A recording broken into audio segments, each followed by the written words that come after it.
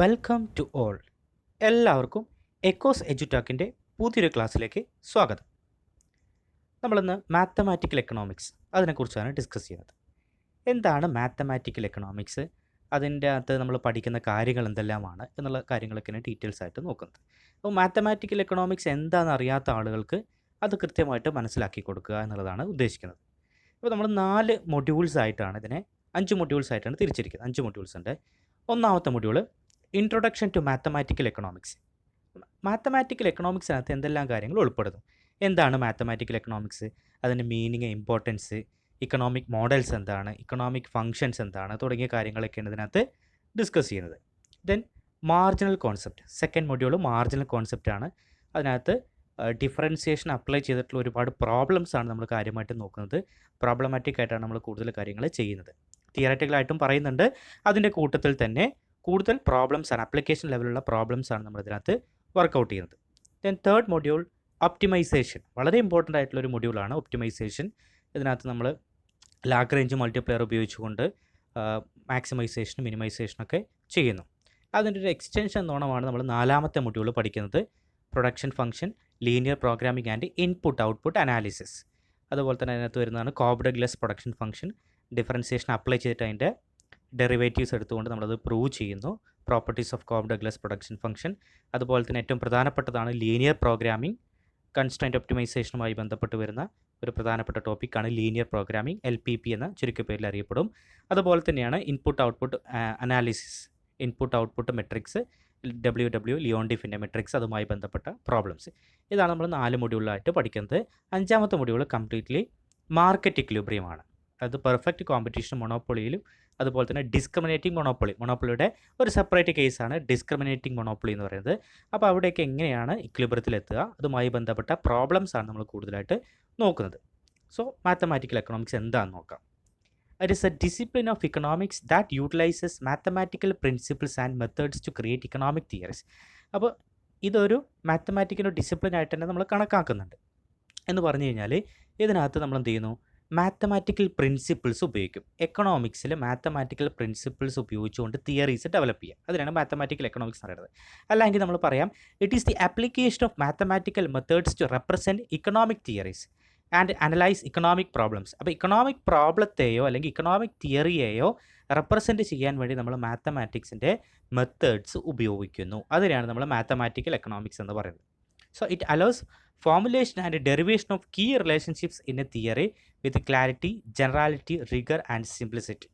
അപ്പോൾ നമ്മൾ mathematics ഇക്കണോമിക്സിലേക്ക് apply ചെയ്യുന്ന സമയത്ത് ഇക്കണോമിക് തിയറീസൊക്കെ വളരെ എന്താ പറയുക, സിമ്പിളായിട്ട് മാറുന്നു, വളരെ സിംപ്ലിസിറ്റി ആയിട്ട് മാറുന്നു. നമുക്ക് എളുപ്പത്തിൽ അത് പ്രൂവ് ചെയ്യാനും അതിനെ എക്സ്പ്ലെയിൻ ചെയ്യാനൊക്കെ സാധിക്കുന്നു എന്നുള്ളതാണ്. മാത്തമാറ്റിക്സ് ഇക്കണോമിക്സിൽ അപ്ലൈ ചെയ്യുമ്പോൾ നമുക്ക് ഈസി ആയിട്ട് എല്ലാ കാര്യങ്ങളും മനസ്സിലാക്കാൻ സാധിക്കുമെന്നാണ് പറഞ്ഞു വെച്ചത്. So application of mathematical tools or mathematical methods in the economic theories. economic theoriesലെ മാത്തമാറ്റിക്കൽ ടൂൾസ് അല്ലെങ്കിൽ അതിൻ്റെ മെത്തേഡ്സ് അപ്ലൈ ചെയ്യുന്നതിനെ പറയുന്ന പേരാണ് മാത്തമാറ്റിക്കൽ എക്കണോമിക്സ് എന്ന് പറയുന്നത്. Then what is the importance of these mathematical economics? ഒന്ന്, modern theories are analytical and mathematical in nature. So the use of mathematics in economics will help to the honest representation or honest presentation and empirical testing of economic theories. അപ്പോൾ modern തിയറീസൊക്കെ അനലിറ്റിക്കലാണ്, അതുപോലെ തന്നെ highly മാത്തമാറ്റിക്കലാണ്. നമ്മൾ എക്കണോമിക്സിൽ ഏതൊരു theories എടുത്തു കഴിഞ്ഞാലും അതിനകത്തൊരു mathematical proof, ഒരു മോഡലൊക്കെ കൺസ്ട്രക്ട് ചെയ്തിട്ടുണ്ട്. അപ്പോൾ ഹൈലി മാത്തമാറ്റിക്കലാണ്, അതുപോലെ തന്നെ അനലിറ്റിക്കലുമാണ്. അതുകൊണ്ട് നമുക്ക് ഇതിനെ വളരെ നല്ല രീതിയിൽ പ്രസൻറ്റ് ചെയ്യണമെന്നുണ്ടെങ്കിൽ, എക്കണോമിക്സിലെ ഏതൊരു തിയറിയെയും നല്ല രീതിയിൽ പ്രസൻറ്റ് ചെയ്യണമെന്നുണ്ടെങ്കിൽ മാത്തമാറ്റിക്സ് കൂടിയേ തീരൂ. രണ്ടാമത്തെ, application of mathematical tools such as derivatives, partial derivatives, matrix algebra, integration have over simplified economic theories. അപ്പോൾ ഇക്കണോമിക് തിയറീസിനെ ഒന്നും കൂടി ഓവർ സിംപ്ലിഫൈ ചെയ്യണമെന്നുണ്ടെങ്കിൽ നമുക്ക് വളരെ നമ്മൾ എക്കണോമിക്സിൽ കൂടുതലായിട്ട് യൂസ് ചെയ്യുന്നതാണ്, നമ്മൾ ഈ മാത്തമാറ്റിക്കൽ എക്കണോമിക്സിൽ എസ്പെഷ്യലി മാത്തമാറ്റിക്കൽ എക്കണോമിക്സിൽ നമ്മൾ കൂടുതൽ യൂസ് ചെയ്യുന്നതാണ് derivatives, partial derivatives, matrix algebra, ഇൻ്റഗ്രേഷനൊക്കെ ഉപയോഗിച്ച് കഴിഞ്ഞാൽ ഇക്കണോമിക്സിലെ തിയറീസിനെ തന്നെ നമുക്ക് വളരെയധികം ചുരുക്കി കൊണ്ടുവരാൻ പറ്റും. ഇപ്പോൾ മാർജിനൽ കോൺസെപ്റ്റ് ഒക്കെ ആണെങ്കിൽ നമ്മൾ ഡെറിവേറ്റീവ്സ് ഉപയോഗിക്കും, പാർഷ്യൽ ഡെറിവേറ്റീവ്സ് ഒക്കെ ഉപയോഗിക്കും. അതുപോലെ തന്നെ കൺസ്യൂമർ സർപ്ലസുമായി ബന്ധപ്പെട്ട കാര്യങ്ങൾ വരികയാണെങ്കിൽ നമ്മൾ ഇൻ്റഗ്രേഷൻ ഉപയോഗിക്കും. മെട്രിക്സ് അൾജിബ്ര, അത് ഇതുപോലെ തന്നെ 3 അൺനോൺസ് ഒക്കെ വരുന്ന സമയത്ത് നമ്മൾ സോൾവ് ചെയ്യാൻ വേണ്ടിയിട്ട് മെട്രിക്സ് അൾജിബ്ര, ക്രാമേഴ്സ് റൂളൊക്കെ നമ്മൾ കൂടുതലായിട്ട് യൂസ് ചെയ്യുന്നു. It helps the formulation and derivation of key relationship in a theory with clarity, rigour and simplicity. അപ്പോൾ ഇക്കണോമിക്സിൽ തന്നെ ഒരുപാട് ഇക്കണോമിക് വേരിയബിൾസ് തമ്മിലുള്ള ബന്ധത്തെക്കുറിച്ചാണ് നമ്മൾ പഠിക്കുന്നത് എങ്കിലും അത്തരത്തിലുള്ള വേരിയബിൾസിൻ്റെ അല്ലെങ്കിൽ ആ തരത്തിലുള്ള വേരിയബിൾസ് തമ്മിലുള്ള റിലേഷൻഷിപ്പിനെ വളരെ ക്ലാരിറ്റിയോട് കൂടി പഠിക്കാൻ നമുക്ക് മാത്തമാറ്റിക്സ് കൂടിയേ തീരും. അപ്പോൾ മാത്തമാറ്റിക്സ് ഉണ്ടെങ്കിൽ റിലേഷൻഷിപ്പ്, ഇക്കണോമിക് വേരിയബിൾസ് തമ്മിലുള്ള കീ റിലേഷൻഷിപ്പിനെ നമുക്ക് എളുപ്പത്തിൽ അനലൈസ് ചെയ്യാനും ഇൻ്റർപ്രറ്റ് ചെയ്യാനും സാധിക്കുന്നു എന്നുള്ളതാണ്. ഓക്കെ, ദെൻ നമ്മൾ അടുത്ത് നോക്കുന്നത് പ്രോസസ് ഓഫ് മോഡൽ ബിൽഡിംഗ്. എങ്ങനെയാണ് നമ്മളൊരു ഇക്കണോമിക് മോഡൽ അല്ലെങ്കിൽ ഒരു മാത്തമാറ്റിക്കൽ മോഡൽ ബിൽഡ് ചെയ്യുന്നത്? ഒന്ന്, to define the problem. It has 3 stages. Model ബിൽഡിങ്ങിൽ 3 സ്റ്റെപ്പുകൾ നമ്മൾ പറയുന്നു. അതിലൊന്ന് ടു ഡിഫൈൻ ദി പ്രോബ്ലം. എന്തിനെക്കുറിച്ചാണ് നമുക്ക് പഠിക്കേണ്ടത്? ആ പ്രോബ്ലത്തെ നമ്മൾ ഡിഫൈൻ ചെയ്യാം. It has 3 stages. Define the problem about which the model is to be build. ഏത് പ്രോബ്ലത്തെക്കുറിച്ചാണോ പഠിക്കേണ്ടത് അതിനെക്കുറിച്ചൊരു മോഡൽ നമ്മൾ ബിൽഡ് ചെയ്യാം. Formulation of questions which a model is required to answer. എന്ത് ചോദ്യം അല്ലെങ്കിൽ എന്തിനു വേണ്ടിയിട്ടാണ് നമ്മൾ ഈ പഠനം നടത്തുന്നത് അത് ഒന്ന് സ്പെസിഫൈ ചെയ്യാം. 3, identify the major variables relating to the problem. For example ആയിട്ട് എടുത്ത് പറയുകയാണെങ്കിൽ നമ്മൾ കെയ്നീഷ്യൻ ലോ ഓഫ് കൺസംഷൻ ഫംഗ്ഷനാണ് പഠിക്കുന്നത് എങ്കിൽ അതിൽ കൺസംഷനുമായി ബന്ധപ്പെട്ട് വരുന്ന വേരിയബിൾസ് ഏതൊക്കെയാണ്? കൺസംഷനും ഇൻകവുമാണ്. അപ്പോൾ നമ്മൾ എന്ത് ചെയ്യുന്നു? നമ്മൾ പ്രോബ്ലത്തെ ഡിഫൈൻ ചെയ്തു. കെയ്നീഷ്യൻ കൺസംഷൻ ഫംഗ്ഷനെ കുറിച്ചാണ് പഠിക്കുന്നത്. Formulation of questions which model is required to answer. അപ്പോൾ കൺസംഷൻ, ഇൻകത്തിലുണ്ടാകുന്ന മാറ്റത്തിനനുസരിച്ച് കൺസംഷനിൽ എന്ത് മാറ്റം ഉണ്ടാകും അത് കണ്ടെത്താൻ വേണ്ടിയിട്ടാണ് പഠനം നടത്തുന്നത്. അങ്ങനെയാണെങ്കിൽ അതുമായി ബന്ധപ്പെട്ട മേജർ വേരിയബിൾസ് ഏതൊക്കെയാണ്? കൺസംഷനും ഇൻകവും. അങ്ങനെ സെലക്ട് ചെയ്തു. ഇനി ടു ഫോർമുലേറ്റ് അസംഷൻ. ഇതുമായി ബന്ധപ്പെട്ട അസംഷൻസ് വെക്കുക. അസംഷൻസ് എന്ന് പറയുന്നത് എന്താണ്? These are the tentative statements which the theory become true.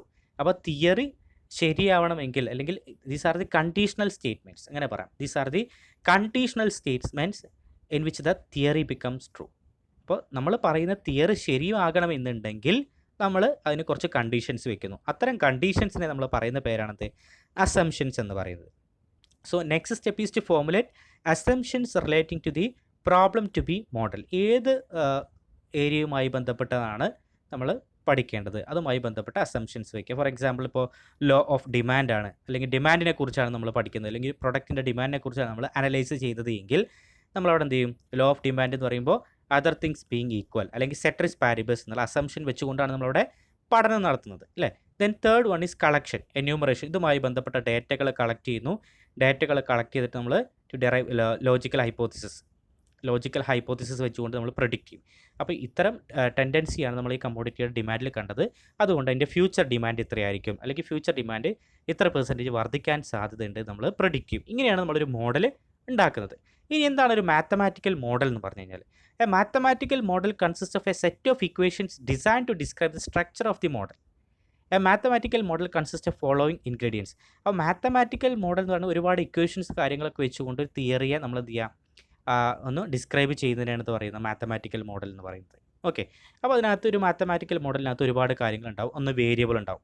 അത് വേരിയബിൾ എന്ന് പറഞ്ഞാൽ a variable is something whose magnitude can change, that is something that can take on different values. അപ്പോൾ ചേഞ്ച് ചെയ്യുന്നത് എന്തോ അതാണ് വേരിയബിൾ എന്ന് പറയുന്നത്. അതിൻ്റെ മാഗ്നിറ്റ്യൂഡ് ചേഞ്ച് ചെയ്യുന്നു. പ്രൈസ് കൂടുകയും കുറയുകയും ചെയ്യുന്നു. പ്രൈസ് എന്താണ്? ഒരു വേരിയബിളാണ്. റവന്യൂ കൂടുകയും കുറയുകയും ചെയ്യുന്നു. റവന്യൂ ഒരു വേരിയബിളാണ്. Okay, so these are the variables. Then constant. എന്താണ് കോൺസ്റ്റൻറ്റ് എന്ന് പറഞ്ഞാൽ?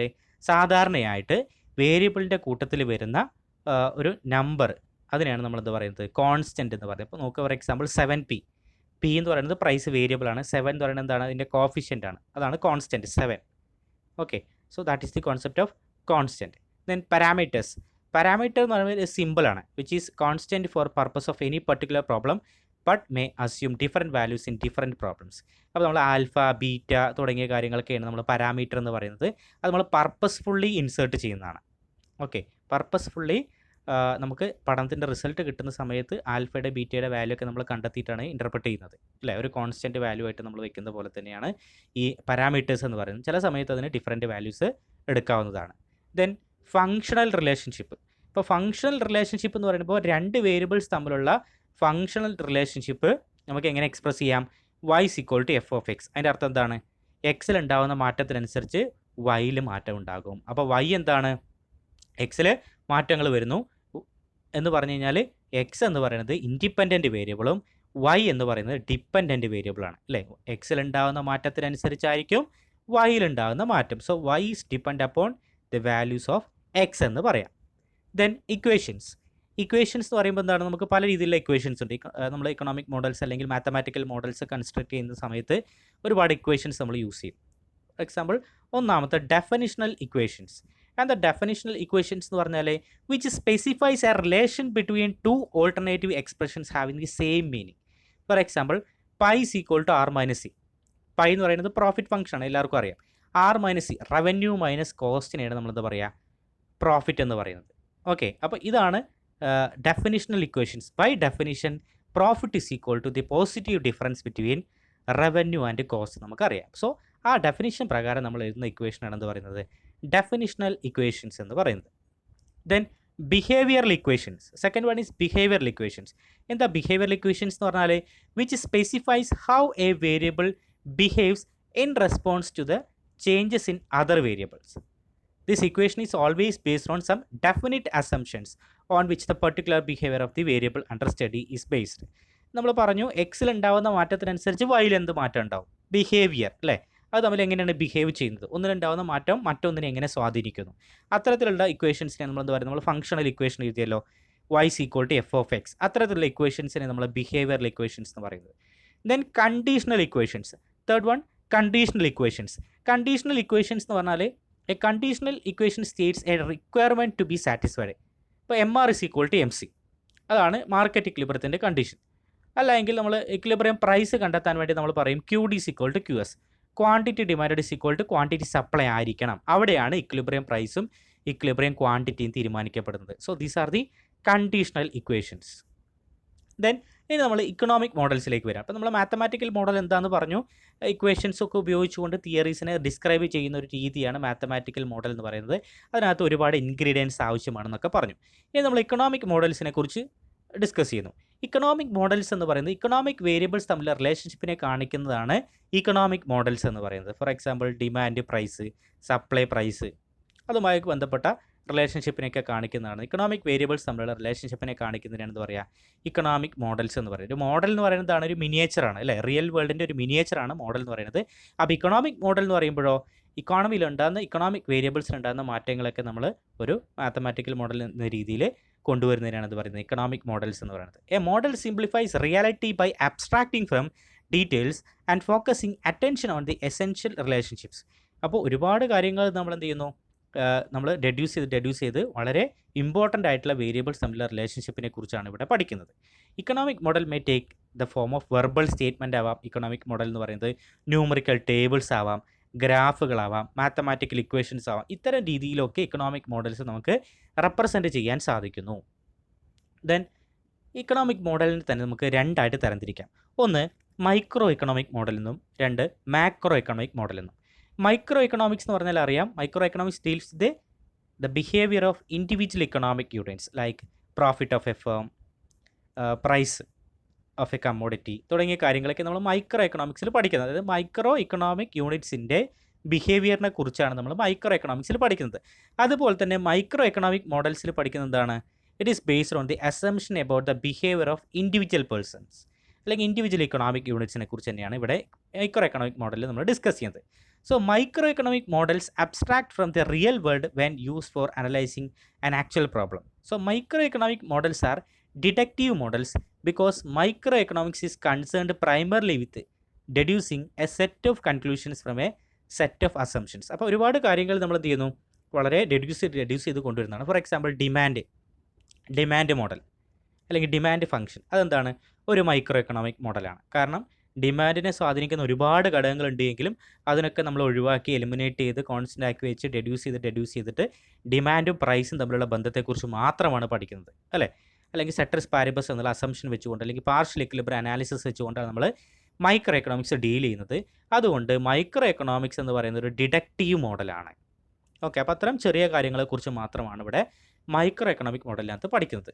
മാക്രോ എക്കണോമിക് മോഡലിനകത്തോ a macro economic model is a simplified representation of the economy. ഒരു ഇക്കോണമിയെ തന്നെ റെപ്രസെൻറ്റ് ചെയ്യുന്നതാണ് മാക്രോ എക്കണോമിക് മോഡൽസ് എന്ന് പറയുന്നത്. അതായത് നമ്മൾ റിയൽ ഇക്കോണമിയിൽ പഠിക്കുന്ന GDPയുമായി ബന്ധപ്പെട്ട കാര്യങ്ങളാണെങ്കിലും അൺഎംപ്ലോയ്മെൻറ്റിൻ്റെ ബന്ധപ്പെട്ട കാര്യങ്ങളാണെങ്കിലും ഒക്കെ നമ്മൾ മാക്രോ എക്കണോമിക് മോഡൽസിനകത്താണ് ഉൾപ്പെടുത്തുന്നത്. Okay, so these are the two types of economic models, that is microeconomic model and a macroeconomic model. Then concepts in model building. Model ബിൽഡിങ്ങിന് നമ്മൾ ഒരുപാട് കോൺസെപ്റ്റുകൾ ഉപയോഗിക്കുന്നുണ്ട്. എന്തെല്ലാമാണത്? അസംഷൻസ് നമ്മൾ പറഞ്ഞു, കണ്ടീഷണൽ സ്റ്റേറ്റ്മെൻറ്റ് ആണെന്ന് പറഞ്ഞു. ഹൈപ്പോത്തിസിസ് എന്ന് പറയുന്നത് it is an if and then statement, അങ്ങനെയാണ് പറയാറുള്ളത്. ഇങ്ങനെയാണെങ്കിൽ ഇങ്ങനെ സംഭവിക്കും, അതിനാണ് എന്താ പറയുക, ഹൈപ്പോത്തിസിസ് എന്ന് പറയുന്നത്. A tentative statement about A relation between to events, that is it is an if and then statement. ഇങ്ങനെയാണെങ്കിൽ അങ്ങനെ സംഭവിക്കും അല്ലേ, അല്ലെങ്കിൽ ഇതിൽ ഇത്ര പെർസെൻറ്റേജ് ആണ് എങ്കിൽ, അല്ലെങ്കിൽ നമ്മൾ H0 H1 ഒക്കെ സെറ്റ് ചെയ്യുന്ന സമയത്ത്, ഹൈപ്പോത്തിസിസ് ടെസ്റ്റിങ്ങുമായി ബന്ധപ്പെട്ട കാര്യങ്ങളൊക്കെ സെറ്റ് ചെയ്യുന്ന സമയത്ത് നമ്മൾ നൾ ഹൈപ്പോത്തിസിസ് ഓൾട്ടർനേറ്റീവ് ഹൈപ്പോത്തിസിസ് വയ്ക്കും. അപ്പോൾ നൾ ഹൈപ്പോത്തിസിസ് റിജക്റ്റ് ചെയ്യുകയാണെങ്കിൽ അത് നമ്മൾ പറയുന്നു ഒരു സ്ഥലത്ത്, ഒരു ഏരിയയിൽ സിഗ്നിഫിക്കൻറ്റ് ഡിഫറൻസ് ഉണ്ട്, അല്ലെങ്കിൽ കുട്ടികളുടെ ബുദ്ധിപരമായിട്ടുള്ള കാര്യങ്ങൾ പഠിക്കുകയാണെങ്കിൽ അവിടെ സിഗ്നിഫിക്കൻറ്റ് ഡിഫറൻസ് ഉണ്ട് രണ്ട് ക്ലാസ്സിലും എന്നുള്ളതാണ് നമ്മൾ പറയുന്നത്. അല്ലെങ്കിൽ നമ്മൾ ആദ്യം വയ്ക്കുന്ന ഹൈപ്പോത്തിസിസ് എന്താണ്? There is no significant difference between the intellectual level, അല്ലെങ്കിൽ നമ്മൾ പറയാം ബുദ്ധിപരമായിട്ടുള്ള കാര്യങ്ങൾ രണ്ട് ക്ലാസ്സിലെ കുട്ടികളുടെയും ബുദ്ധിപരമായിട്ടുള്ള കാര്യങ്ങൾ അവർ ഒരേപോലെയാണെന്ന് പറയുന്നു.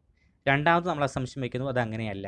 അപ്പോൾ ഒന്ന് റിജക്റ്റ് ചെയ്ത് കഴിഞ്ഞാൽ ഒന്ന് അക്സെപ്റ്റ് ചെയ്യുന്നു. അപ്പോൾ അതുപോലുള്ള ഹൈപ്പോത്തിസിസുകൾ വെക്കാറുണ്ട്. അബ്സ്ട്രാക്ഷൻ എന്ന് പറയുന്നത് എന്താണ്? It is a process of selecting a few variables and relationship that appears to be important for the problem under consideration. ഇപ്പോൾ നമ്മൾ ഡിമാൻഡിൻ്റെ കാര്യം പറഞ്ഞു, ഡിമാൻഡുമായി ബന്ധപ്പെട്ട് ഒരുപാട് കാര്യങ്ങൾ വരുന്നുണ്ട്. അപ്പോൾ അതിൽ ഏറ്റവും ഇമ്പോർട്ടൻ്റ് ആയിട്ട് ഡിമാൻഡിനെ സ്വാധീനിക്കുന്ന ഘടകം എന്നുള്ള രീതിയിൽ നമ്മൾ പ്രൈസിനെ സെലക്ട് ചെയ്യുന്നു, ബാക്കിയുള്ളതിനൊക്കെ നമ്മൾ ഇറലവൻ്റ് അല്ലെങ്കിൽ മാറ്റി നിർത്തുന്നു. So that is abstraction. Then logical deduction, നമുക്ക് അതിന് എന്ത് ചെയ്യുന്നു, കൺക്ലൂഷനിലേക്ക് നമ്മൾ എത്തിച്ചേരുന്ന പ്രോസസ്സിനെ പറയുന്ന പേരാണ് ലോജിക്കൽ ഡിഡക്ഷൻ എന്ന് പറയുന്നത്. ദെൻ സ്റ്റെപ്സ്, ആദ്യം അബ്സ്ട്രാക്ഷൻ വരുന്നു, ദെൻ അതുമായി ബന്ധപ്പെട്ട അസംഷൻസ്, നമ്മൾ നേരത്തെ മോഡൽ ബിൽഡിങ്ങിൻ്റെ പ്രോസസ്സ് പറഞ്ഞ പോലെ തന്നെ അബ്സ്ട്രാക്ഷൻ വരുന്നു, അസംഷൻസ് സെറ്റ് ചെയ്യുന്നു, ലോജിക്കൽ ഡിഡക്ഷൻസ് വയ്ക്കുന്നു, ടെസ്റ്റ് നടത്തുന്നു, ടെസ്റ്റ് നടത്തിയതിന് ശേഷം അതിൻ്റെ കൺക്ലൂഷൻ കൊടുക്കുന്നു, ദെൻ നമ്മൾ പ്രഡിക്ഷനും ഇൻ്റർപ്രിട്ടേഷനിലേക്കൊക്കെ പോകുന്നു. ഇതാണ് അതിൻ്റെ സ്റ്റെപ്സ് എന്ന് പറയുന്നത്. ദെൻ എന്തൊക്കെയാണ് എക്കണോമിക് മോഡൽസിൻ്റെ യൂസസ് എന്ന് പറയുന്നത്? ഒന്ന്, model helps to think systematically about the problem we are trying to solve. നമ്മൾ സോൾവ് ചെയ്യാൻ ശ്രമിക്കുന്ന പ്രോബ്ലത്തെക്കുറിച്ച് സിസ്റ്റമാറ്റിക്കായിട്ട് മനസ്സിലാക്കാൻ നമുക്ക് സാധിക്കുന്നു. Then simplify complicated real economic world. അത് നമ്മൾ എന്ത് ചെയ്യുന്നത്, മാത്തമാറ്റിക്കൽ ഉപയോഗിക്കുമ്പോൾ, അല്ലെങ്കിൽ നമ്മൾ ഇത്തരത്തിൽ മോഡൽസൊക്കെ കൺസ്ട്രക്ട് ചെയ്യുന്ന സമയത്ത് മാത്തമാറ്റിക്കൽ ഫോർമുലാസ്, ഇക്വേഷൻസ്, ഫംഗ്ഷൻസ് ഒക്കെ ഉപയോഗിച്ചിട്ടാണ് നമ്മൾ ചെയ്യുന്നത്. അതുകൊണ്ട് അതിനെ സിംപ്ലിഫൈ ചെയ്യുന്നു. അപ്പോൾ റിയൽ ഇക്കണോമിക് വേൾഡിലെ കോംപ്ലക്സ് പ്രോബ്ലത്തെ നമ്മൾ എന്ത് ചെയ്യുന്നു, സിംപ്ലിഫൈ ചെയ്യുന്നു. Then understanding the nature of economic relationship, ഏത് തരത്തിലുള്ള എക്കണോമിക് റിലേഷൻഷിപ്പാണ്. ഫോർ എക്സാമ്പിൾ ഡിമാൻഡും പ്രൈസും എടുത്തു കഴിഞ്ഞാൽ ഡിമാൻഡും പ്രൈസ് നമ്മൾ പോസിറ്റീവ് റിലേഷൻഷിപ്പാണ്. അപ്പോൾ നേച്ചർ ഓഫ് റിലേഷൻഷിപ്പ് എന്ന് പറയുന്നത് പോസിറ്റീവാണ്, ഡയറക്റ്റാണ്. Helpful in explain the cause and effect relationship, past events can be evaluated. അപ്പോൾ ഭാവിയിൽ എന്ത് നടക്കാൻ പോകും എന്നുള്ളത് കഴിഞ്ഞ കാലത്തെ അനുഭവം വെച്ചുകൊണ്ട് നമുക്ക് പ്രഡിക്റ്റ് ചെയ്യാൻ പറ്റും അല്ലേ. ഇപ്പോൾ ഇത്രയും കാലത്തിൽ ഇത്ര പ്രൈസിൽ അല്ലെങ്കിൽ റുപ്പിയുടെ ഡിപ്രീസിയേഷൻ ഇത്ര സംഭവിച്ചു, അങ്ങനെയാണെങ്കിൽ അടുത്ത 5 വർഷത്തിനുള്ളിൽ ഇത്രത്തോളം ഡിപ്രീസിയേഷൻ സംഭവിക്കാം നമ്മൾ പ്രഡിക്റ്റ് ചെയ്യുന്നു അല്ലേ. അപ്പോൾ പാസ്റ്റ് ഇവൻറ്റ്സിനെയും ഫ്യൂച്ചർ ഇവൻറ്റ്സിനെ കണക്ട് ചെയ്യുന്നു. Then useful in policy making, ഗവൺമെൻറ്റിൻ്റെ പോളിസീസൊക്കെ ഫോർമുലേറ്റ് ചെയ്യുന്ന സമയത്ത് കൂടുതലായിട്ട് ഇത്തരത്തിൽ ഇക്കണോമിക് മോഡൽസ് വെച്ചിട്ടുള്ള കാര്യങ്ങൾ ഉപയോഗിക്കുന്നു. Then isolation of important economic variables. Isolation of important economic variables എന്ന് പറഞ്ഞാൽ നമ്മൾ നേരത്തെ പറഞ്ഞു ഡിമാൻഡിനെ സ്വാധീനിക്കുന്ന ഒരുപാട് ഘടകങ്ങളുണ്ട്. Income of the consumer, taste and preferences, expectation, അങ്ങനെ തുടങ്ങിയ ടാക്സ് തുടങ്ങിയ ഒരുപാട് കാര്യങ്ങളുണ്ട്. എന്നാൽ അതിൽ നിന്നും നമ്മൾ ഐസൊലേറ്റ് ചെയ്യണം. ഏറ്റവും പ്രധാനപ്പെട്ട വേരിയബിളായിട്ട് നമ്മൾ പ്രൈസിനെയാണ് കണക്കാക്കുന്നത്. So isolation of important economic variables. Then useful in prediction, ഇത് വെച്ചുകൊണ്ട് നമുക്ക് എന്ത് ചെയ്യാൻ പറ്റും, പ്രഡിക്ഷൻ നടത്താൻ പറ്റും. ഒരു മോഡൽ ഉപയോഗിച്ചുകൊണ്ട് നമുക്ക് പ്രഡിക്ഷൻ നടത്താൻ പറ്റും. The model is also used for the purposes of control, നമ്മൾ സ്റ്റാറ്റിസ്റ്റിക്കൽ കൺട്രോൾ അല്ലെങ്കിൽ അത്തരം ഏരിയകളിലൊക്കെ നമ്മൾ ഇത്തരത്തിൽ മോഡൽസുകൾ ഉപയോഗിക്കുന്നു. These are the uses of economic models. Then what are the limitations? ഒരുപാട് ലിമിറ്റേഷൻസ് ഉണ്ട്. അതായത് economic models are not comprehensive, അത് പാർഷ്യലായിട്ട് മാത്രമേ അനലൈസ് ചെയ്യുന്നുള്ളൂ. ഫോർ എക്സാമ്പിൾ മൈക്രോ എക്കണോമിക് മോഡലൊക്കെ ആണെങ്കിൽ കാര്യമായിട്ട് നമ്മൾ പാർഷ്യൽ, അതായത് അതിൻ്റെ ഒരു ഭാഗത്തെക്കുറിച്ച് മാത്രമേ പഠിക്കുന്നുള്ളൂ. ഒരു കോംപ്രഹെൻസീവ് അനാലിസിസ് അതിനകത്തില്ല. Then the tend to neglect those factors that prove difficult to quantify. അപ്പോൾ നമുക്ക് സംഖ്യാരൂപത്തിൽ പെട്ടെന്ന് പറയാൻ പറ്റാത്ത വേരിയബിൾസിനെ, ഫാക്ടേഴ്സിനെ നമ്മൾ എന്ത് ചെയ്യുന്നു, നെഗ്ലക്റ്റ് ചെയ്യും. അത് നമ്മൾ എന്ത് ചെയ്യുന്നു, ഇറലവൻ്റ് ആയിട്ട് മാറ്റി നിർത്തുന്നു. അത് തെറ്റാണ്. Then when expressed mathematically economic models lack relevance and realism. മാത്തമാറ്റിക്കലായിട്ട് പറയുന്ന സമയത്ത് ആ ഇക്കണോമിക് മോഡൽസിൻ്റെ റെലവൻസ് നഷ്ടപ്പെടുന്നു അല്ലെങ്കിൽ റിയലിസം നഷ്ടപ്പെടുന്നു എന്നുള്ളതാണ് പറയുന്നത്. ഒരു മാത്തമാറ്റിക്കൽ മോഡലായിട്ട് മാത്രമേ നിലകൊള്ളുന്നു. യഥാർത്ഥത്തിൽ എന്താണ് ഉദ്ദേശിക്കുന്നത് പെട്ടെന്ന് ചില ആളുകൾക്ക് മനസ്സിലാവില്ല. അതിൽ ഹൈലി മാത്തമാറ്റിക്കൽ സ്കില്ല് റിക്വയർഡ് ആണ്. ദെൻ അതുപോലെ തന്നെ ഒരുപാട് മാത്തമാറ്റിക്കൽ എക്കണോമിക്സ് അല്ലെങ്കിൽ ഇക്കണോമിക് മോഡൽസ് ഉണ്ടാക്കുന്ന സമയത്ത് ഒരുപാട് രീതിയിൽ അതിൽ തെറ്റുകൾ സംഭവിക്കാം. ഏതൊക്കെ രീതിയിലാണ്? പ്രധാനമായിട്ടും 4 രീതിയിലുള്ള തെറ്റുകൾ സംഭവിക്കാം. ഒന്ന്, certain parameters may stay constant. ചില പാരാമീറ്റേഴ്സിനെ കോൺസ്റ്റൻ്റ് ആക്കി വെച്ചിട്ടുണ്ടാവും, അത് പ്രശ്നമാണ്. Then the number of strategic variables may be narrow down by a single one. ഒരുപാട് ഫാക്ടേഴ്സ് ഇൻഫ്ലുവൻസ് ചെയ്യുന്നുണ്ടാവും, പക്ഷേ അതിനൊക്കെ എന്ത് ചെയ്യുന്നു? ചുരുക്കി കൊണ്ടുവന്നിട്ട് ഇതെല്ലാം ഒന്നാണെന്ന രീതിയിൽ സിംപ്ലിഫൈ ചെയ്യുന്നു, അത് തെറ്റാണ്. Then certain sequences may be isolated and analysed without regard to their relationship to other sequences. ചില വേരിയബിൾസ് മറ്റ് വേരിയബിൾസ് ഇൻഫ്ലുവൻസ് ചെയ്യുന്നുണ്ടാവും, എന്നാൽ ഇതിനൊക്കെ നമ്മൾ മാറ്റി നിർത്തുകയും അതിൽ നിന്ന് അതുമായി ബന്ധപ്പെട്ടിട്ടില്ല എന്നുള്ള രീതിയിൽ അസംഷൻ വെക്കുകയും അതിനെ അനലൈസ് ചെയ്യുകയും ചെയ്യുമ്പോൾ നമ്മൾ തെറ്റായ കൺക്ലൂഷനിലേക്ക് എത്തിച്ചേരുന്നു. Then very dissimilar items may be analysed in terms of A single category.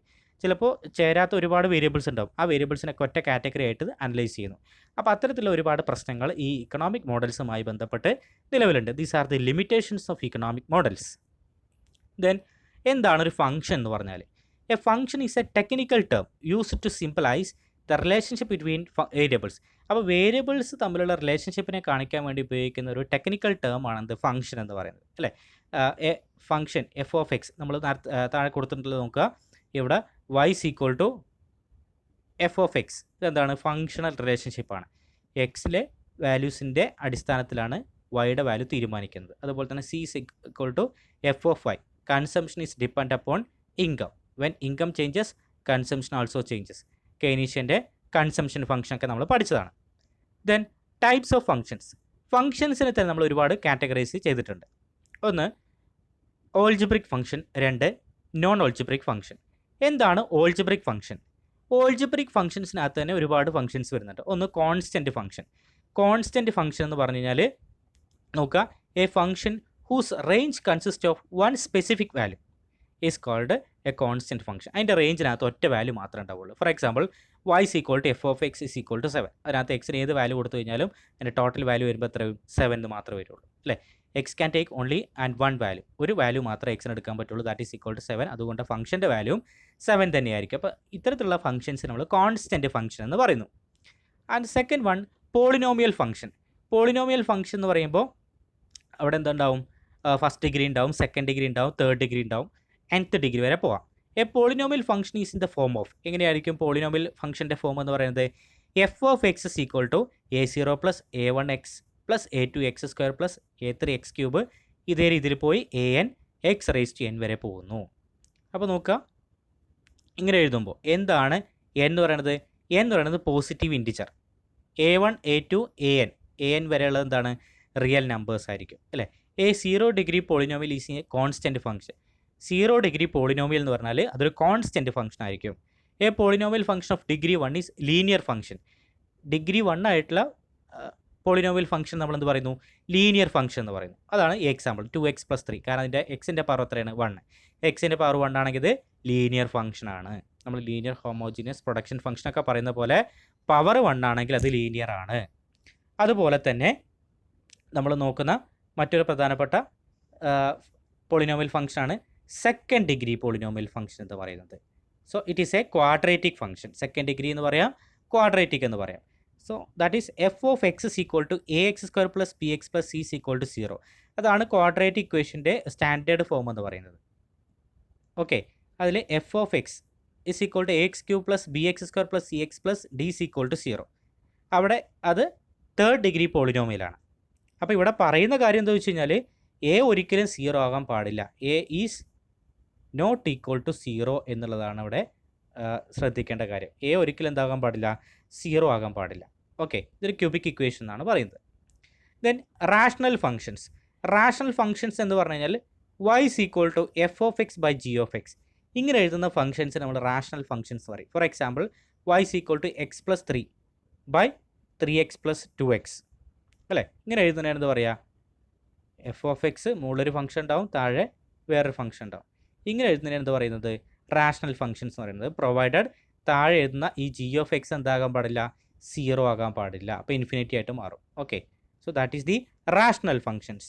Then non algebraic ഫംഗ്ഷൻസിൽ നമ്മൾ ആദ്യം പഠിക്കുന്നത് എക്സ്പൊണൻഷ്യൽ ഫംഗ്ഷൻസ് എന്ന് പറഞ്ഞാൽ y is equal to ab raised to x, a into b raised to x. ഇത്തരത്തിലുള്ള ഫംഗ്ഷൻസിനെ നമ്മൾ എന്ത് പറയുന്നത്? എക്സ്പൊണൻഷ്യൽ ഫംഗ്ഷൻസ് എന്ന് പറയുന്നത്. Then logarithmic functions. Logarithmic functions എന്ന് പറഞ്ഞാൽ എന്താണ്? ലോഗരിതം അപ്ലൈ ചെയ്തിട്ടുള്ളത് അല്ലേ? നോക്കുക, ഇതിനകത്ത് y is equal to log x for common logarithm to the base 10 അല്ലേ? അപ്പോൾ y is equal to log x to the base 10 for common logarithm. Y is equal to log x to the base e for natural logarithm. In a function where the dependent variable y is a function of the logarithm of the independent variable x is called logarithmic function. അതിനകത്ത് നോക്കിക്കേ, independent വേരിയബിളിൽ appear ചെയ്തിരിക്കുന്ന ഏത് ഫോമിലാണ്? അത് logarithmic ഫോമിലാണ് അല്ലേ? അപ്പോൾ y എന്ന് പറയുന്നത് ഡിപ്പെൻഡൻറ്റ് വേരിയബിളും ഇവിടെ എക്സ് എന്ന് പറയുന്നത് ഇൻഡിപെൻഡൻറ്റ് വേരിയബിളാണ്. ആ ഇൻഡിപെൻഡൻറ്റ് വേരിയബിൾ ലോഗരിതത്തിൽ എക്സ്പ്ലെയിൻ ചെയ്യുകയാണെങ്കിൽ, അല്ലെങ്കിൽ എക്സ്പ്രസ് ചെയ്യുകയാണെങ്കിൽ അതിനെയാണ് എന്ത് പറയുന്നത്? ലോഗരിതമിക് ഫംഗ്ഷൻ എന്ന് പറയുന്നത്. ദെൻ ഇക്കണോമിക് ഫംഗ്ഷൻസ്, വളരെ പ്രധാനപ്പെട്ട ടോപ്പിക്കാണ് ഇക്കണോമിക് ഫംഗ്ഷൻസ് എന്ന് പറയുന്നത്. നമുക്ക് ഏകദേശം 10ഓളം ഇക്കണോമിക് ഫംഗ്ഷൻസിനെ കുറിച്ച് ഡിസ്കസ് ചെയ്യാനുണ്ട്. അതിലൊന്ന് ഡിമാൻഡ് ഫംഗ്ഷൻ. ഡിമാൻഡ് എന്ന് പറഞ്ഞാൽ എന്താണ്? Demand is a desire backed by ability and willingness to pay for the goods and services. അതിനാണ് നമ്മൾ ഡിമാൻഡ് എന്ന് പറയുന്നത്. ഡിമാൻഡ് തിയറി അല്ല, കൺസ്യൂമർ ബിഹേവിയറിനെ അടിസ്ഥാനമാക്കിയിട്ടാണ് ഡിമാൻഡ് തിയറി പറയുന്നത്. അപ്പോൾ ഡിമാൻഡ് ഫംഗ്ഷൻ ഒരു മൾട്ടി വേരിയേറ്റ് റിലേഷൻഷിപ്പിനെയാണ് കാണിക്കുന്നത്. അപ്പോൾ ഡിമാൻഡ് ഫംഗ്ഷൻ എന്തൊക്കെയാണ് കാണിക്കുന്നത്? Demand function shows the functional relationship between quantities of a good demanded and those factors that affect the willingness and ability of A consumer to buy the good. അതായത് ഡിമാൻഡും ഡിമാൻഡിനെ സ്വാധീനിക്കുന്ന ഘടകങ്ങളും തമ്മിലുള്ള ബന്ധത്തിനെ കാണിക്കുന്നതാണെന്ത്? ഡിമാൻഡ് ഫംഗ്ഷൻ എന്ന് പറയുന്നത്.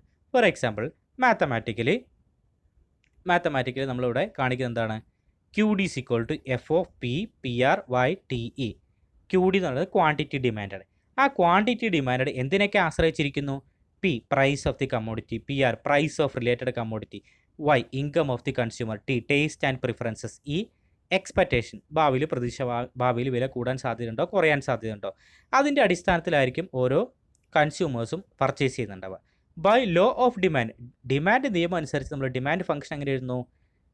Q D is equal to F of P അല്ലേ? ബാക്കിയുള്ള വേരിയബിൾസിനൊക്കെ നമ്മൾ കോൺസ്റ്റൻ്റ് ആക്കി നിർത്തി, അല്ലെങ്കിൽ other things remains constant or equal എന്നുള്ള അസംഷൻ വെച്ചുകൊണ്ട് നമ്മൾ ക്വാണ്ടിറ്റി ഡിമാൻഡും പ്രൈസും തമ്മിലുള്ള ബന്ധം പോസിറ്റീവാണ്, ഡയറക്റ്റാണ്, ഇൻഡയറക്റ്റ് ആണ് നമ്മൾ പറയുന്നു അല്ലേ? വില കൂടുമ്പോൾ ക്വാണ്ടിറ്റി ഡിമാൻഡ് കുറയുന്നു, വില കുറയുമ്പോൾ ക്വാണ്ടിറ്റി ഡിമാൻഡ് കൂടുന്നു. ആ ഒരു റിലേഷൻഷിപ്പ് നമ്മളിവിടെ പറയുന്നു. ദെൻ ജനറലി ഡിമാൻഡ് ഫംഗ്ഷൻ എന്ന് പറയുന്നത് ലീനിയർ ഫോം ആയിരിക്കും. ശ്രദ്ധിക്കേണ്ട കാര്യം, ഡിമാൻഡ് ഫംഗ്ഷൻ ലീനിയർ ഫോം ആയിരിക്കും. അത് എ മൈനസ് ബി പി എന്നുള്ള ഫോമിലായിരിക്കും. എ മൈനസ് ബി പി, എയും ബിയും എന്താണ്? പാരാമീറ്റേഴ്സാണ്. പി എന്ന് പറയുന്നത് പ്രൈസാണ്. So the coefficient of price, പ്രൈസിൻ്റെ കോഫിഷ്യൻ്റ് ഇവിടെ എന്താ കൊടുത്തിരിക്കുന്നത്? നെഗറ്റീവ് ചിഹ്നമാണ് കൊടുത്തിരിക്കുന്നത്. കാരണം എന്താണ്? എ മൈനസ് ബി പി എന്നാണ് കൊടുത്തിരിക്കുന്നത്. ആ മൈനസ് സൂചിപ്പിക്കുന്നത് എന്താണ്? Negative relationship between price and quantity demand. പ്രൈസും ക്വാണ്ടിറ്റി ഡിമാൻഡ് തമ്മിലുള്ള നെഗറ്റീവ് ബന്ധത്തെയാണ് ഇവിടെ ആ ഒരു മൈനസ് ചിഹ്നം കൊണ്ട് സൂചിപ്പിക്കുന്നത്. ദെൻ നമ്മളൊരു ഡയഗ്രാം വരയ്ക്കുകയാണെങ്കിൽ ആ ഡയഗ്രാം ഇതുപോലെയാണ് വരിക അല്ലേ? Demand curve, negatively sloped demand curve, Q is equal to 4 - 2p, ഇതുപോലെയാണ്. നമ്മൾ എ മൈനസ് ബി പി എന്ന് പറഞ്ഞല്ലോ, അതിൽ എയും ബിയും എന്താണ്? പാരാമീറ്റേഴ്സ് ആണെന്ന് പറഞ്ഞു. അപ്പോൾ എക്ക് പകരം നമ്മൾ 40 കൊടുത്തു, ബിക്ക് പകരം 2 എന്ന് കൊടുത്തു, പി പ്രൈസ് അതുപോലെ തന്നെ. അപ്പോൾ ഇതേ ഫോമിലായിരിക്കും, ലീനിയർ ഫോമിലായിരിക്കും എന്തുണ്ടാവുക? നമ്മുടെ ഡിമാൻഡ് ഫംഗ്ഷൻ ഉണ്ടായിരിക്കുക. Then utility function. യൂട്ടിലിറ്റി എന്ന് പറഞ്ഞാൽ എന്താണ്? പലപ്പോഴും സെമസ്റ്റർ എക്സാമിന് കൂടുതലായിട്ട് ചോദിക്കുന്ന ഒരു ഏരിയയാണ് യൂട്ടിലിറ്റിയുമായി ബന്ധപ്പെട്ട. യൂട്ടിലിറ്റി ഫംഗ്ഷൻ എന്ന് പറഞ്ഞാൽ, utility means the one satisfying power of an article. ഒരു വസ്തുവിൻ്റെ അല്ലേ, നമ്മളൊരു വസ്തു ഉപയോഗിക്കുമ്പോൾ നമ്മുടെ ആവശ്യത്തെ തൃപ്തിപ്പെടുത്താനുള്ള ആ വസ്തുവിൻ്റെ കഴിവിനെയാണ് നമ്മളെന്ത് പറയുന്നത്? ആ എബിലിറ്റിയാണ് നമ്മളെന്ത് പറയുന്നത്? യൂട്ടിലിറ്റി എന്ന് പറയുന്നത്. Okay, so it is not satisfaction. Satisfaction is something different from the utility. യൂട്ടിലിറ്റിയും സാറ്റിസ്ഫാക്ഷൻ തമ്മിൽ വ്യത്യാസമുണ്ട്. യൂട്ടിലിറ്റി ആ കഴിവാണ്, അതിനുശേഷം നമുക്ക് കഴിച്ചാൽ കിട്ടുന്ന സംതൃപ്തിയാണ് നമ്മളെന്ത് പറയുക? സാറ്റിസ്ഫാക്ഷൻ എന്ന് പറയുന്നത്. So utility function is the functional relationship between the utility and the number of units consumed. അതായത് ടോട്ടൽ യൂട്ടിലിറ്റി നമുക്ക് എങ്ങനെ എഴുതാം? Utility is derived from the consumption of the first unit, second unit, third unit, fourth unit, up to nth unit. So this is called a utility function. So utility function shows the functional relationship between the total utility and the number of units consumed. And third one is investment function. എന്താണ് investment function എന്ന് പറഞ്ഞാൽ? Investment means it is the addition to the existing stock of capital. സാധാരണ രീതിയിൽ എല്ലാവരും investment എന്ന് പറയുമ്പോൾ deposit എന്നുള്ളതാണ് സാധാരണ രീതിയിൽ സങ്കല്പിക്കാറുള്ളത്. ഡെപ്പോസിറ്റ് അല്ല, ഓൾറെഡി നമ്മളുള്ള സ്റ്റോക്ക് ഓഫ് ക്യാപിറ്റലിനോട് കൂടി കൂട്ടിച്ചേർക്കുന്ന ക്യാപിറ്റലിനെ നമ്മളത് പറയുന്നത് ഇൻവെസ്റ്റ്മെൻറ്റ് എന്ന് പറയുന്നത്. സാധാരണ രീതിയിൽ നമ്മൾ പറയാറുള്ളത് I is equal to K T, അതിങ്ങനെയാണ് ശരിക്കും എഴുതാറുള്ളത്, K T minus K T minus 1. ഇതിനെയാണ് നമ്മൾ എന്ത് പറയുന്നത്, ഇൻവെസ്റ്റ്മെൻറ്റ് കൊണ്ട് സൂചിപ്പിക്കുന്നത്. ഇങ്ങനെയാണ് ശരിക്കും അത് എഴുതേണ്ടത്, K T minus K T minus 1 previous period അല്ലേ. നമ്മൾ ഇപ്പോഴത്തെ ക്യാപിറ്റലിൽ നിന്നും കഴിഞ്ഞ വർഷത്തെ ക്യാപിറ്റൽ കുറച്ച് കഴിഞ്ഞാൽ നമുക്ക് എന്ത് കിട്ടും, നമ്മൾ എത്രത്തോളം ക്യാപിറ്റലാണ് അതുമായി ബന്ധപ്പെട്ട് ആഡ് ചെയ്തിരിക്കുന്നത്.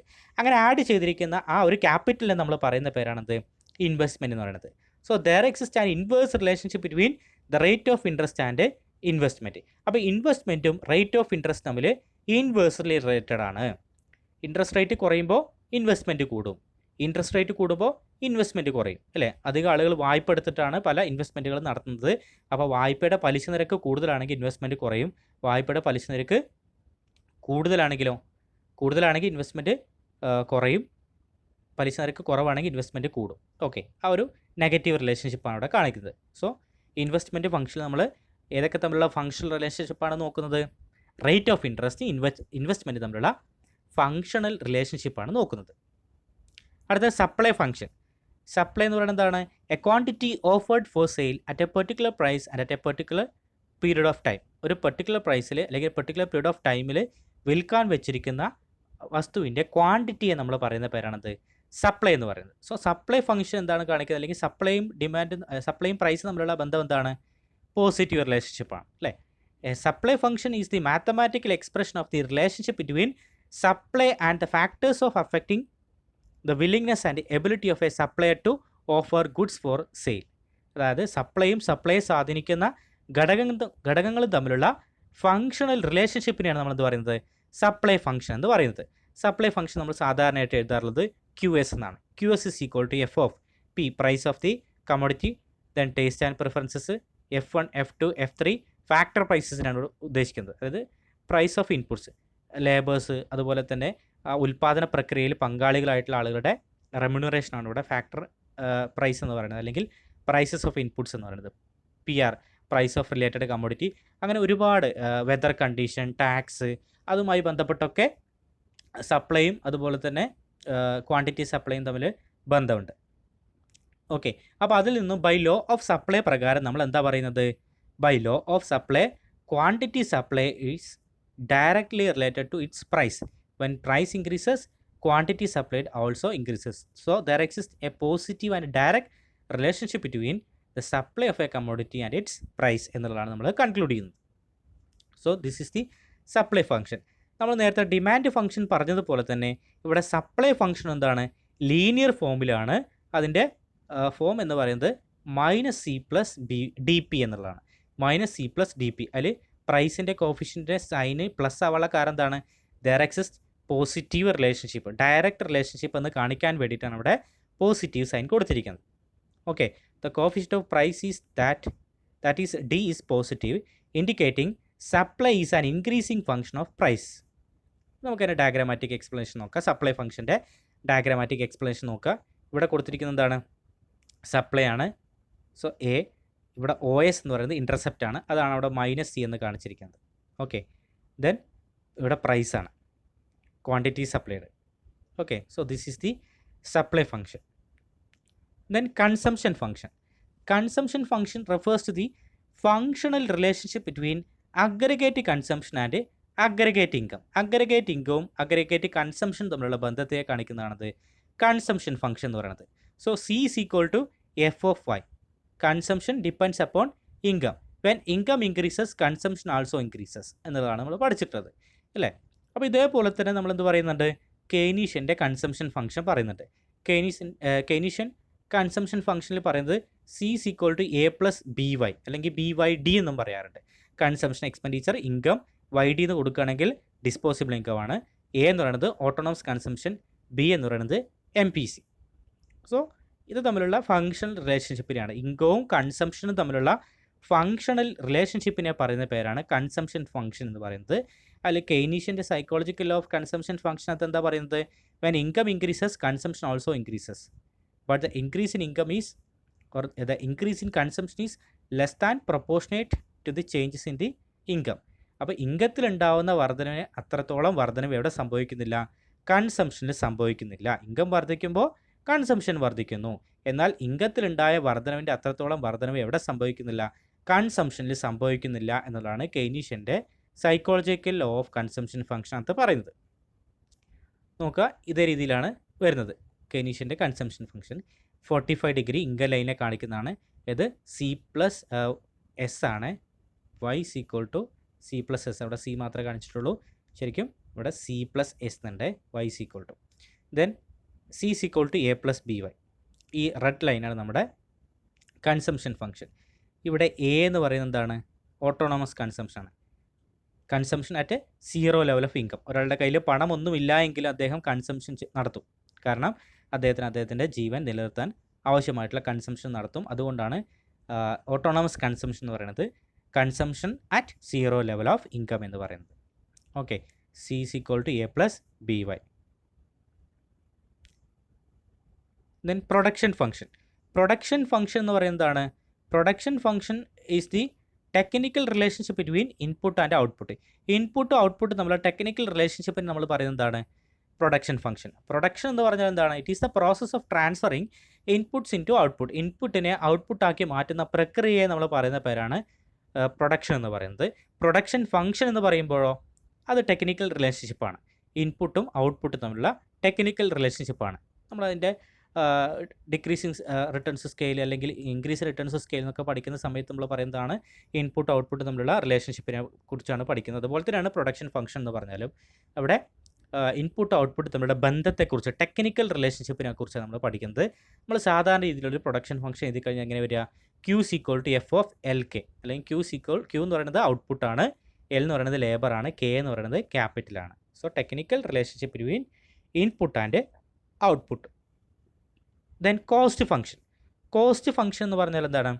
Cost function shows the functional relationship between the cost and factors influence the cost of production.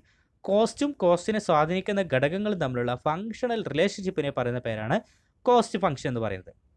അതിൽ C F(F1, F2 up to Fn). എന്താണ് F1, Fn എന്ന് പറഞ്ഞാൽ F1 മുതൽ Fn വരെ നമ്മൾ ഉദ്ദേശിച്ചിരിക്കുന്നത് കോസ്റ്റും കോസ്റ്റിനെ സ്വാധീനിക്കുന്ന ഘടകങ്ങൾ. കോസ്റ്റിനെ സ്വാധീനിക്കുന്ന ഘടകങ്ങൾ എന്ന് പറയുന്നതായിരിക്കും അതിനകത്തെ ഇൻപുട്ട്സ് അല്ലെങ്കിൽ ഇൻപുട്ടിൻ്റെ പ്രൈസുകൾ, number of units of inputs used in the production.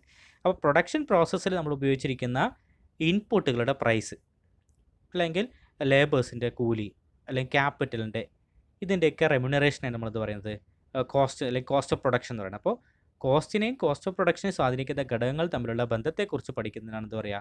Cost function എന്ന് പറയുന്നത്. Then revenue function. Revenue function എന്ന് പറയുന്നത് എന്താണ്?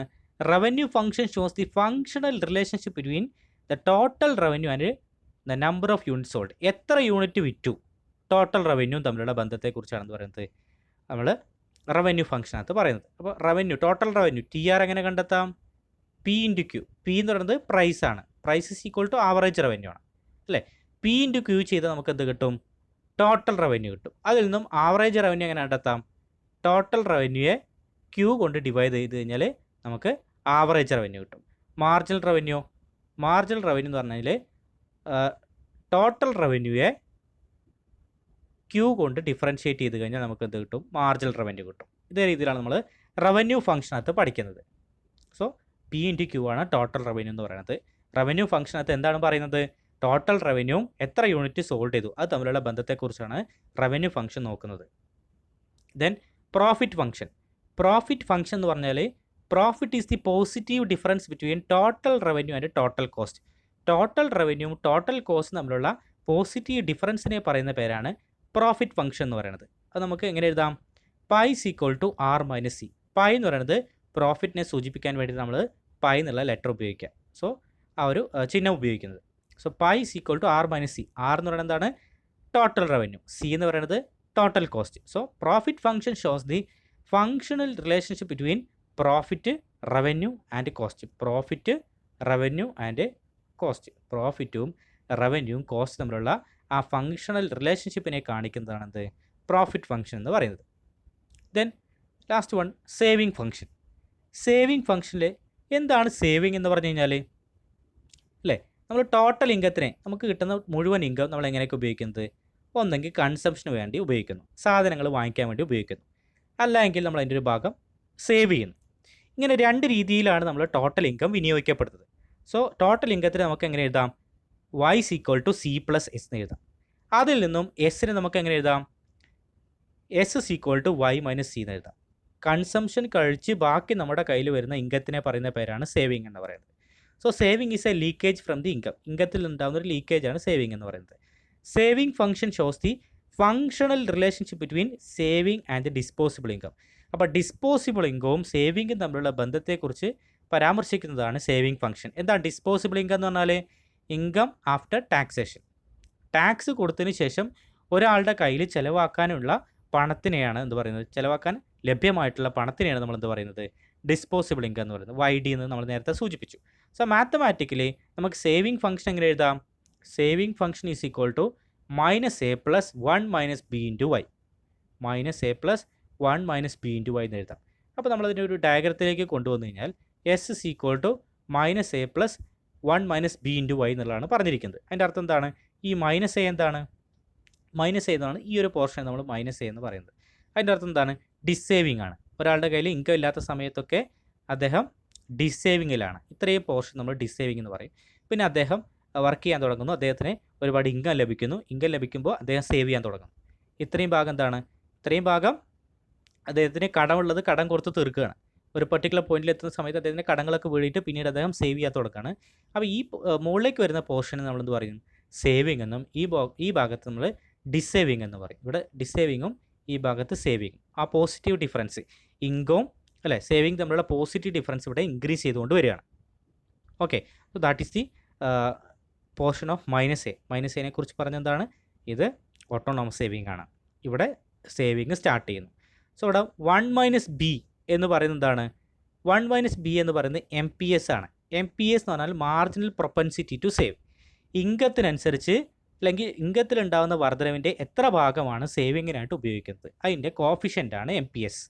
ഓക്കെ, അപ്പോൾ MPSൻ്റെ വാല്യൂ എന്ന് പറയുന്നത് മാക്സിമം 1 ആയിരിക്കും, അല്ലെങ്കിൽ 0 ആയിരിക്കും. അപ്പോൾ 0ക്കും 1നും ഇടയ്ക്കാണ് MPSൻ്റെ വാല്യൂ എന്ന് പറയുന്നത്. So this is the saving function. അപ്പോൾ ഏകദേശം 10ഓളം ഇക്കണോമിക് ഫംഗ്ഷൻസിനെ കുറിച്ച് നമ്മൾ ഡിസ്കസ് ചെയ്തു. അപ്പോൾ എന്താണ് മാത്തമാറ്റിക്കൽ എക്കണോമിക്സ്? മാത്തമാറ്റിക്കൽ എക്കണോമിക്സിൻ്റെ ഇമ്പോർട്ടൻസ് എന്താണ്? ദെൻ അതിൻ്റെ ആപ്ലിക്കേഷൻസ് എന്താണ്? അതുപോലെ തന്നെ എന്താണ് ഇക്കണോമിക് മോഡൽ, എങ്ങനെയാണ് ഒരു ഇക്കണോമിക് മോഡൽ കൺസ്ട്രക്ട് ചെയ്ത് അതിൻ്റെ യൂസസ് എന്തൊക്കെയാണ്, ലിമിറ്റേഷൻസ് എന്തൊക്കെയാണ്, മാത്തമാറ്റിക്കൽ മോഡൽ എന്താണ്, അതിൻ്റെ ഇൻഗ്രീഡിയൻസ് എന്തൊക്കെയാണ്, എങ്ങനെയാണ് സെറ്റ് ചെയ്യുന്നത്, then functions, different types of functions, അതിൽ തന്നെ ഇക്കണോമിക് ഫംഗ്ഷൻസിൽ തന്നെ നമ്മൾ ഏകദേശം 10ഓളം ഇക്കണോമിക് ഫംഗ്ഷൻസിനെ കുറിച്ച് ഡിസ്കസ് ചെയ്തു. അപ്പോൾ ഏകദേശം ഒരു മാത്തമാറ്റിക്കൽ ഇക്കണോമിക്സ് എന്താണെന്നുള്ളൊരു ഐഡിയ നമുക്കിപ്പോൾ കിട്ടിയിട്ടുണ്ടാവും. ഓക്കെ, അപ്പോൾ എല്ലാവർക്കും വീഡിയോ ഇഷ്ടപ്പെട്ടിട്ടുണ്ടെങ്കിൽ തീർച്ചയായിട്ടും ലൈക്ക് ചെയ്യുക, മാക്സിമം ഷെയർ ചെയ്യുക. അതുപോലെ തന്നെ ഇനിയും നമ്മുടെ ചാനൽ സബ്സ്ക്രൈബ് ചെയ്യാത്ത ആളുകൾ ദയവ് ചെയ്ത് ചാനലൊന്ന് സബ്സ്ക്രൈബ് ചെയ്യുക. നിങ്ങളുടെ മാക്സിമം സപ്പോർട്ട് ഉണ്ടായിരിക്കണം. ഓക്കെ, അപ്പോൾ അടുത്ത വീഡിയോ ആയിട്ട് വീണ്ടും കാണാം. Thank you.